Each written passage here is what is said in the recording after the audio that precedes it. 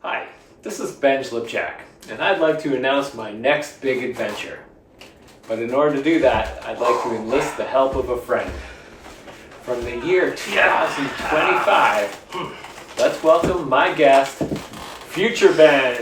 Hello, friends. Good to still be here. Wow, is this the future of fashion? Damn, you look like you've had a rough go of it. Are you okay? Did something happen in 2025? No. I've been through some things, but I'll be fine. By the way, what should I call you?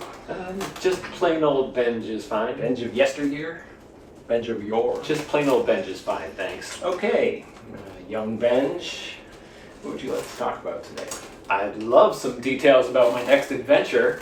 Where in the world am I going? I'm sorry to disappoint, but you're going to be staying right here in USA. Oh, In fact, you're going to be starting less than 500 miles as the crow flies. Oh. Right where you are here in the Outer Banks of North Can I Carolina. stop this recording? Maybe we don't need to make this video But out. then you're going to hike nearly Keep 2,200 it miles. rolling up. Continue, Future Benj. This sounds ambitious. Yeah, so starting after January 17th, you'll be on a solo trek headed northbound from the Springer Mountain Approach Trail at Amicalola Falls.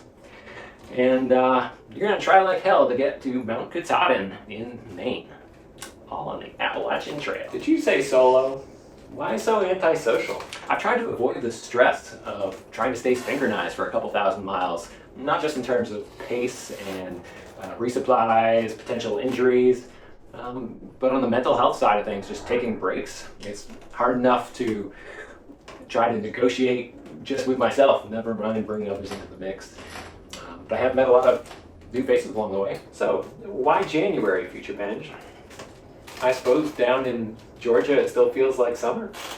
Yeah, you may be confusing the Appalachian Mountains of northern Georgia with the beaches of southern Florida, baby Benj. Yeah, it feels like winter up on top of a mountain. Okay, so then why? Having expected the hike to take 5 or more months, the other way to ask the question is, why winter and spring instead of spring and summer?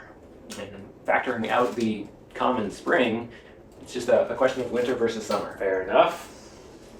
So on the one hand, it's bitter sub-freezing cold for the first half or so, not to mention the snow and ice, unpredictability of the weather that can be super dangerous, dealing with frozen water, frozen food, frozen electronics, relative lack of trail infrastructure, like trail maintenance, businesses not being open along the way, lack of trail magic. By the way, do I have any choice in this start Accepting date? all of that, it's trading away overcrowded shelters and hostels, depleted water sources, full privies, chances of norovirus, more insects and other pests like spiders and snakes, over-friendly bears, and still the danger and unpredictability of summer heat waves, difficulty hydrating, excessive sweating.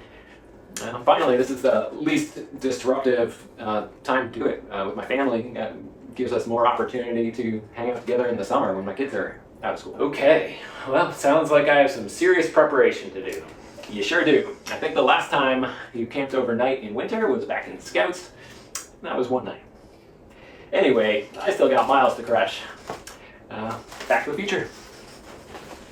Shoot, I meant to ask him about the election.